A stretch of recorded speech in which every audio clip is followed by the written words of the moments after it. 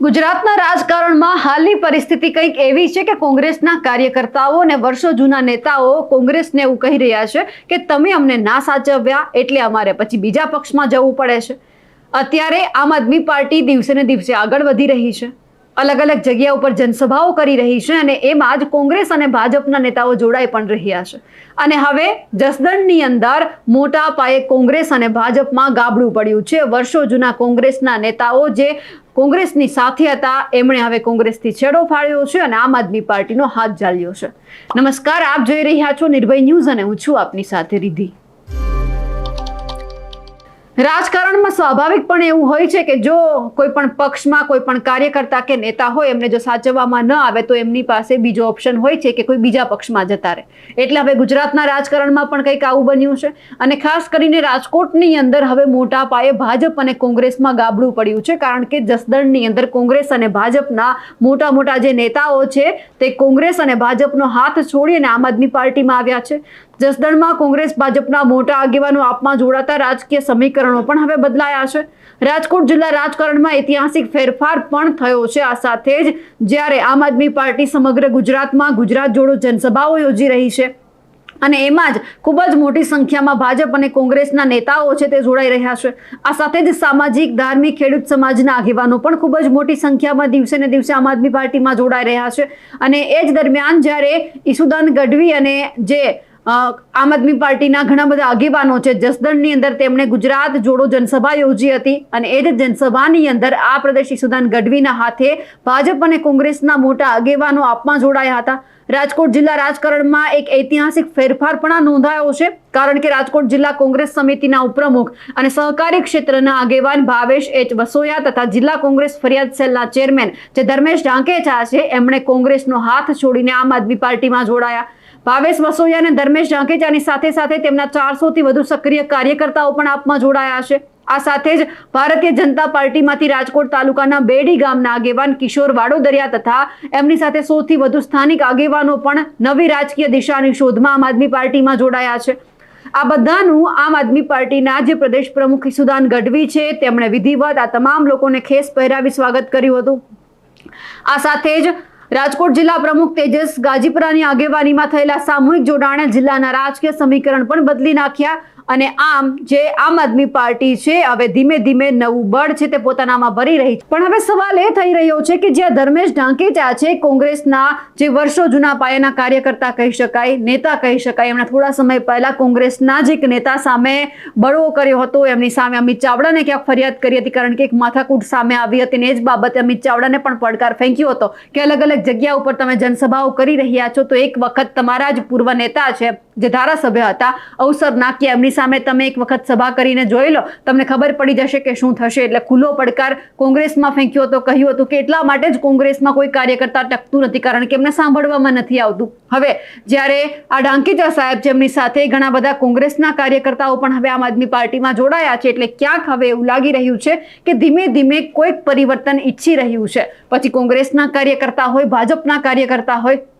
કારણ કે ખાસ કરીને જ્યારે આ બધું સામે આવે છે ખાલી ફક્ત અહીંયા કોંગ્રેસની વાત નથી, ભાજપના નેતાઓ પણ ઘણા બધા એવા છે કે જે આમ આદમી પાર્ટીમાં જોડાયા। એટલે જે આ જસદણ પંથક છે તેમાં સૌથી મોટો ભૂકંપ એટલા માટે કહી શકાય કારણ કે જસદણ પંથક આમ જોવા જઈએ તો સૌથી વધારે ત્યાં જે જસદણ અને વિંછિયા જે આ બધો પંથક છે કુંવરજી બાવળિયાનો છે।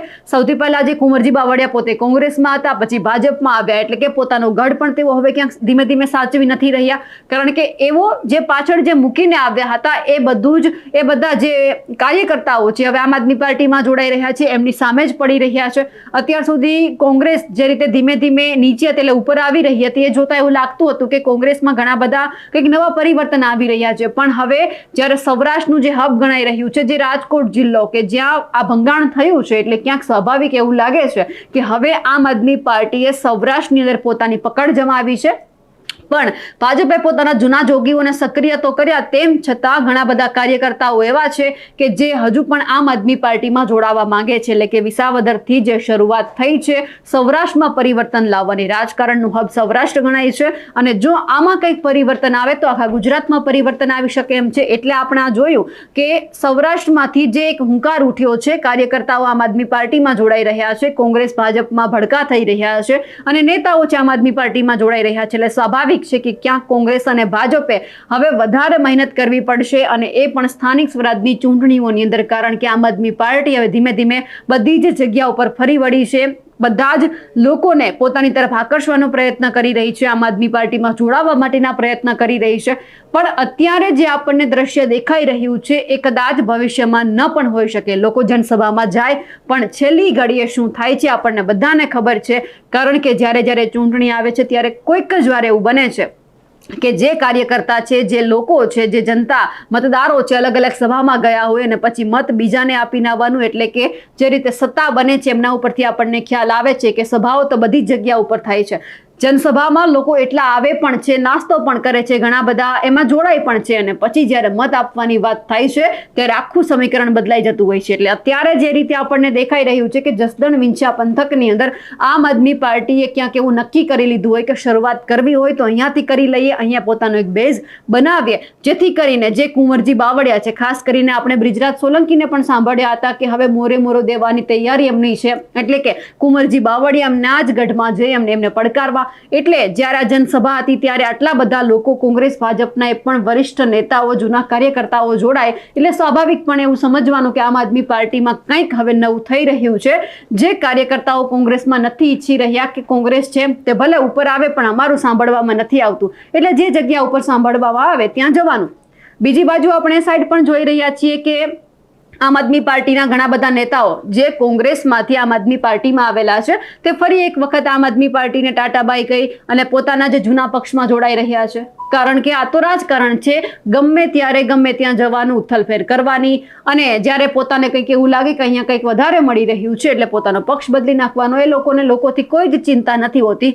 જનતાનું જે થવું એ ભલે થાય, પણ જે રીતે અમારું ભલું થાય, અમે સચવાઈએ એટલે આવી ગયું, આવું જ સમજીને રાજકારણ ચાલે છે. પણ જસદણની અંદર જે આ મોટા પાયે ભૂકંપ આવ્યો છે ભાજપ અને કોંગ્રેસમાં, આમ આદમી પાર્ટી દિવસે ને દિવસે મજબૂત થઈ રહી છે, અને જે કોંગ્રેસના જૂના કાર્યકર્તાઓ હવે આમ આદમી પાર્ટીમાં જોડાયા છે, તેમને લઈ આપ શું માનો છો?